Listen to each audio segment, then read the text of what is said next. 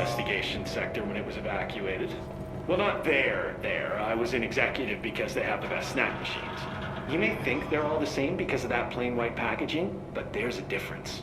You know those thick ruffled potato chips? They're my favorite. All the machines outside executive carry those flimsy little thin chips. They have no texture. I may as well eat cardboard. He's anyway, really I get back to the tackling the elevator and they important tell me the issues, huh? sector is being evacuated. They wouldn't even let me go back in for my stuff.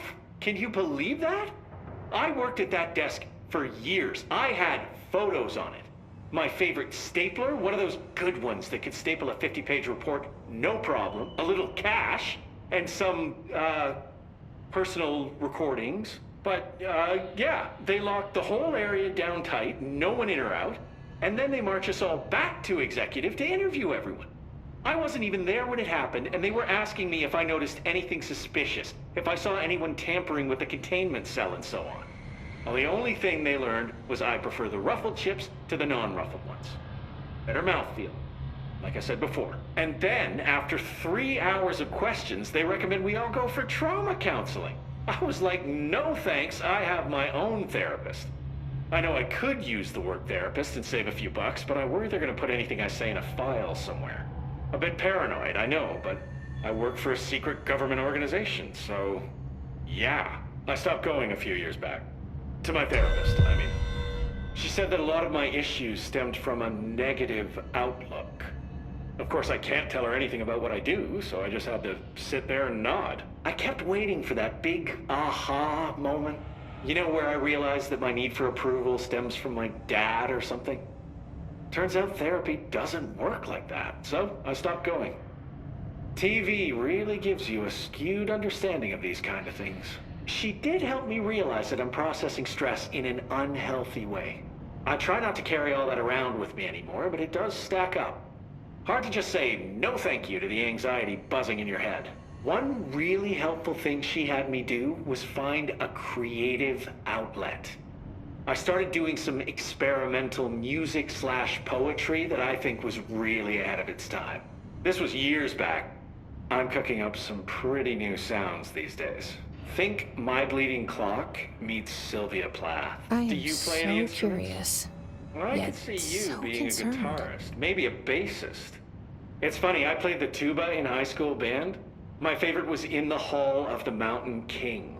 Tuba didn't get a lot of spotlight in most of the songs Mrs. McKinley chose, but Mountain King was my time to shine. Bum bum bum bum bum bum bum bum bum bum bum bum bum bum bum. Ah, classic. I've moved on to less mainstream instruments now, but the tuba will always be a part of me. What were we talking about before? Right, the evacuation. Yeah, I heard afterward that the Hartman specimen had gotten loose and killed some staff. They had me digitizing records in some dark corner of the sector, so I didn't know a whole lot about the Bright Falls investigation at the time. It's a strange case. Most AWEs are one and done, but Bright Falls has pretty regular flare-ups. 3 incidents since 1970 when we first started tracking it. I got really interested when I heard Alan Wake was involved with the latest occurrence. I'm a huge Wake fan. I love the Alex Casey novels. That over-the-top hard-boiled detective thing is right up my alley. They're Wait. making a movie of the series. It can't but the be a guy who played coincidence Casey that I doesn't saw have him in the enough motel. gravel in his voice, you know? I Was he remember being drawn here so by the pissed when investigation? Wake killed off Casey in the books. It's not a huge surprise, though. Wake sounded like a bit of a dick. Drank too much, fought paparazzi. The tabloids even said he was an abusive husband, so yeah, troubled artist and all that. Apparently, there were chapters of an unfinished manuscript floating around after Wake disappeared. People say they're cursed, which is a very discriminatory term against altered materials, by the way. The forums all call the unfinished book Departure because Wake kept saying it would be a departure from his previous work. I found some pages that are supposedly the real deal on the internet. It's pretty dark stuff.